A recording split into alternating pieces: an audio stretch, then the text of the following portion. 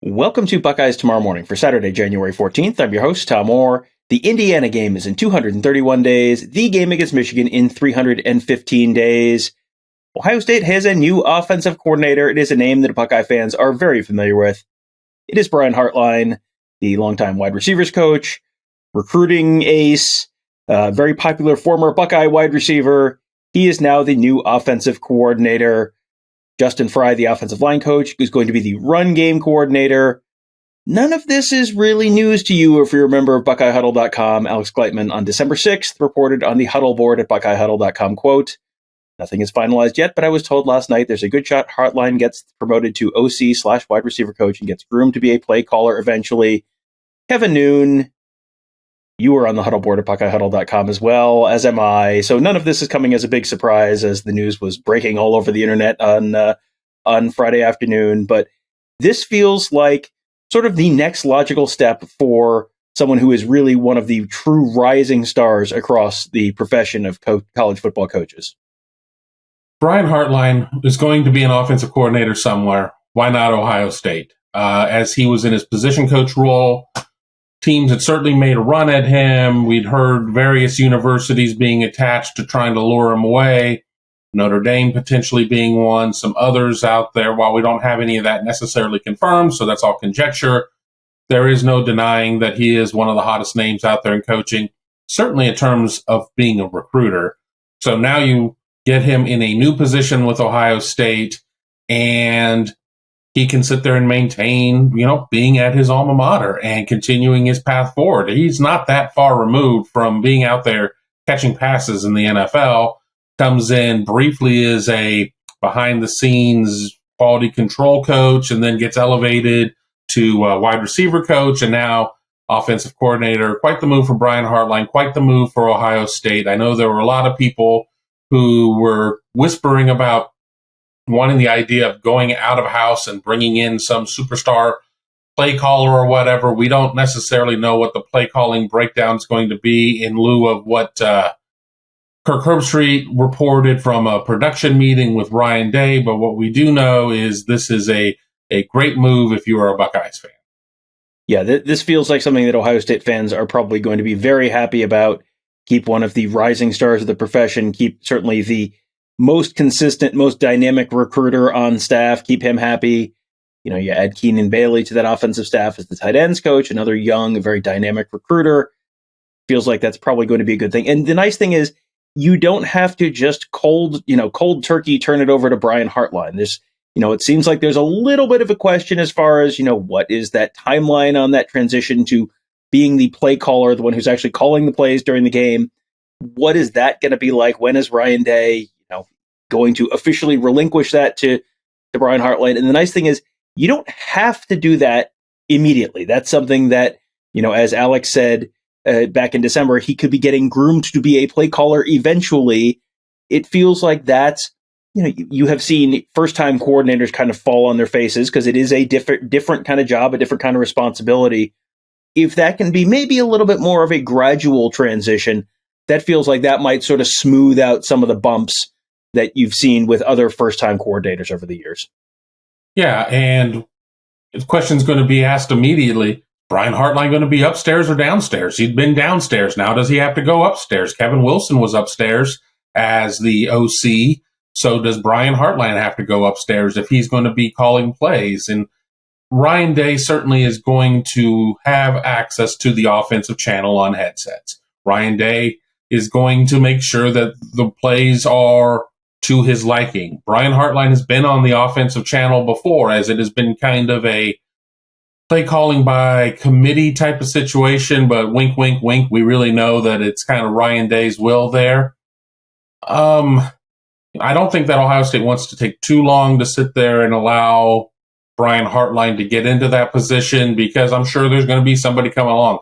Oh, OC in title only, huh? You're not the play caller. So if some of this is for the progression of the career of Brian Hartline, and some of this is to keep the wolves off of the front step, let's kick those wolves off the front step, put Brian Hartline in that role in its entirety, and we go from there. But I certainly talked to some people around the program over the last 24 hours.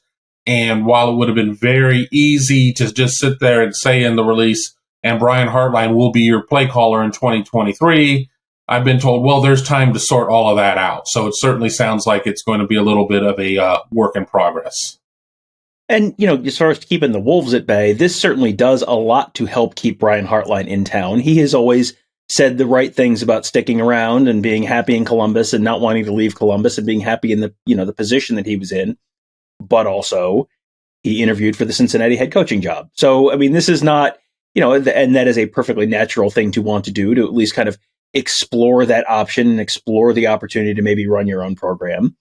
But moving him up to an offensive coordinator position, that's going to come with a decent pay bump. It's also going to come with a title bump.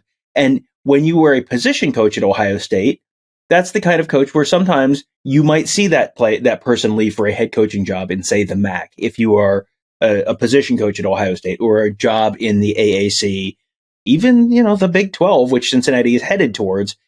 If you're a coordinator at Ohio State, that's more of a Power 5 kind of job, and maybe a mid to high level Power 5 job. So maybe a Cincinnati in the Big 12, but you're probably not going from Ohio State coordinator to Kent State head coach or Bowling Green head coach. That because you'd be taking a rather substantial pay cut to do that. So, that makes it a lot harder for other teams to hire him away. It also, Ryan Day is not going to be the Ohio State coach forever. And whether that is because he retires in 30 years or because he leaves for the NFL at some point, or whatever the case may be, there at some point will be a need for a next head coach at Ohio State. And certainly the name Luke Fickell has been out there, and is, it is not a big secret that he would be near the top of that list. But in terms of internal candidates, if Brian Hartline is in this position for 3 to 5 years, maybe Brian Hartline becomes what Ryan Day was when Urban Meyer when Urban Meyer stepped aside, you had a very logical internal candidate in Ryan Day. If Brian Hartline is kind of bumping up this ladder a little bit, maybe that becomes, maybe Brian Hartline is part of that conversation 3 years, 5 years, 10 years, whatever it is down the line when Ohio State's looking for another head coach. And a lot of times those continuity hires don't work out, but with Ryan Day from Urban Meyer, it's worked out. I'm sure there are going to be people who are going to be like, well, show me the natties. Where are those at? But on the flip side, you can look at Larry Coker's ascension at Miami and how that didn't necessarily work out. He was given the keys to the Ferrari, and by the time he was forced out, it was a Yugo. There's a lot going on with that. And you can look at Brian Hartline. The only way somebody is going to pull Brian Hartline away is going to be either for a head coaching job, or if there's some sort of desire to match that job in the NFL. And I just really have not seen Brian Hartline being a guy who wants to go and coach in the NFL from the limited conversations I've had with him. But knowing what I know about him, the next move would be a head coaching job. And we just got to see kind of where Ohio State's timeline is and what's going on with Ryan Day's future. As you said, 30 years, which seems highly unlikely just based on the demands that are put on these coaches now and everything else. And, Woody wasn't necessarily, killing it back in his day in terms of what his financial compensation was, but now you work out a contract and you and your children are set for forever. But 2-3 years from now, does the NFL come knocking? I'm sure the NFL comes knocking yearly. But does he listen more in 3 years? Does he listen more in 5 years? You don't know. So you put yourself in the position, you really get within all of the systems at Ohio State, really familiarize yourself with a lot of that stuff, maybe even quietly be called a coach in waiting. I don't know. And you go from there and see what happens. And just to run through the official announcement from Ohio State, Keenan Bailey is now officially the team's new tight ends coach. This is all sort of fallout from the Kevin Wilson departure for Tulsa. So Keenan Bailey now officially the tight ends coach. Justin Frye officially working as the run game coordinator. Tony Alford is the running backs coach and the assistant head coach for the offense. He had been the run game coordinator last year as well. He maintains the assistant head coach for the offense title. Justin Frye now the run game coordinator. Corey Dennis is the team's quarterbacks coach. So that is all. That is the official wording from Ohio State. A lot of the job titles are a little bit, here's why we're going to give you a little bit more money kind of thing.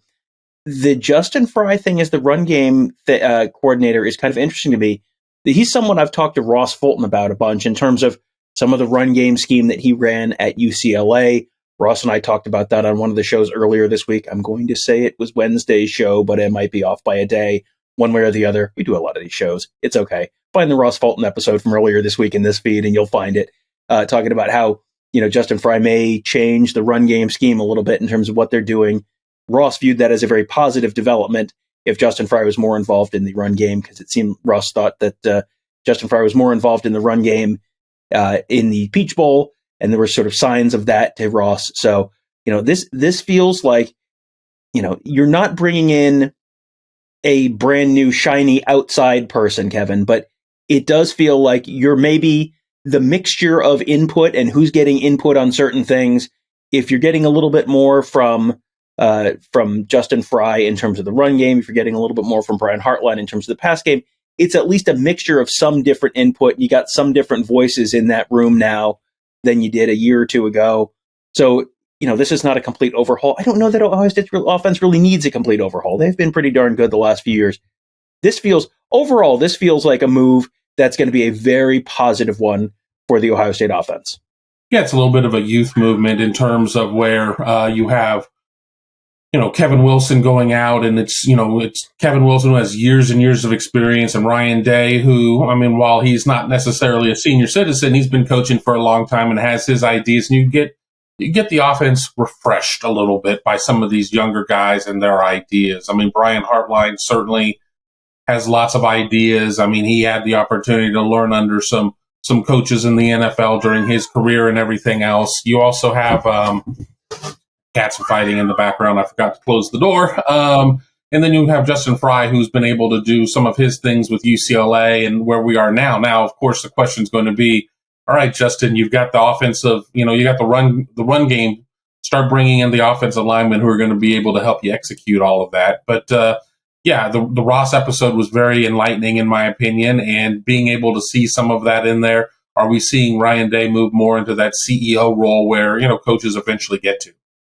Yeah, it does. It does feel like maybe it's trending a little bit in that direction, but definitely not completely stepping away from having any input in the offense. I think that's almost certainly not going to be where this ends up. He will still be involved in that in a decent amount, just maybe not quite as much as he was before.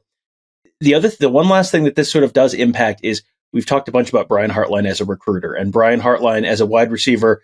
Ohio State classes, there are the incredible classes, there are the good classes, there are the just okay classes.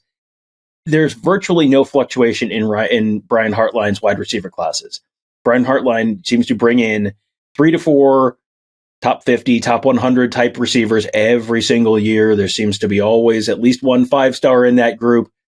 Now what's kind of interesting is now Brian Hartline's not just overseeing the wide receivers. Now Brian Hartline can have a more direct role and a more logical direct role in recruiting running backs, in recruiting quarterbacks, in recruiting offensive linemen, in recruiting tight ends. Because now Brian Hartline is overseeing all of it. You want to explain to a tight end, here's how we're going to be using the tight ends? Well, here's our offensive coordinator, Brian Hartline, who happens to be young and energetic. He is 36 years old, in case you were wondering. Yes, I am feeling very old right now as Ohio State staff. Most of Ohio State staff is now younger than I am, which is a little uncomfortable. But yeah, Brian Hartline, in terms of being more directly involved in all of these recruitments, that you may see a little bit of a positive impact there, as well as, it's not just, hey, here's Brian Hartline, who's also on staff. It's, hey, here's Brian Hartline, who's going to be, overseeing the offense that you are going to potentially be a part of if you come to Columbus. Yeah, just call him Brian Otani at this point. He's not just going to be pitching every 4 or 5 days. He's also going to be DHing every other day, too. So, he's going to be involved in more recruitments. And while Ohio State does a combination of area recruiting where this is your territory, this is where you go, and this is your position, and you're going to be recruiting there too, I think you can widen the scope of what Brian Hartline is going to be able to do, because he can get in there and assist on some of these other offensive positions not named wide receiver, because he's going to be the guy overseeing the offense. So, all of that, again, is another plus for Ohio State. Not that Ohio State offensive recruiting has necessarily been bad at any point here recently. They did not take a running back in 23, which certainly is a little bit of an issue with the way that the cards fell there, but I think it will just help Ohio State stay at the top of offensive recruiting out there. Now, if they could find a way to get Brian Hartline involved with defense and be able to help him out a little bit on defensive recruiting, we might be onto something. Yeah, and the release from Ohio State, there's no mention of defensive coaching staff, so that's not necessarily completely in stone. Defensive special teams staff, there are no changes to report there yet. It doesn't sound like it's finalized that these are the guys who are going to be back next year. So just kind of we'll keep an eye on that for you as well. But again, the news on Friday, Brian Hartline promoted from wide receivers coach and passing game coordinator to offensive coordinator.